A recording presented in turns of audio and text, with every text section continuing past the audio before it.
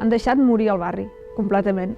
Totes les polítiques que hi ha hagut, O sigui, ha sigut un lloc que, com que ja hi era, i s'ha anat deixant, s'han anat construint coses noves, s'ha anat apostant per fora, exterior, ampliem, renovem, i el centre s'ha quedat abandonat.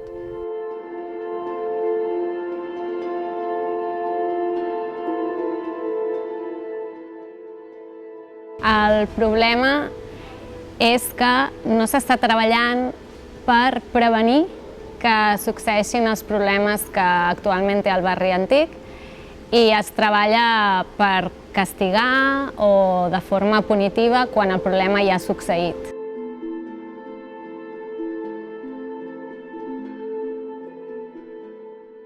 Jo crec que ara el problema és estructural, però no és estructural només del centre històric, i que tenim problemes socials molt estructurals d'aquí i d'altres llocs, i de comerços que es buiden, però això no només passa aquí, sinó que passa en altres llocs, però que aquesta degradació social, podríem dir, ha vingut d'una degradació física.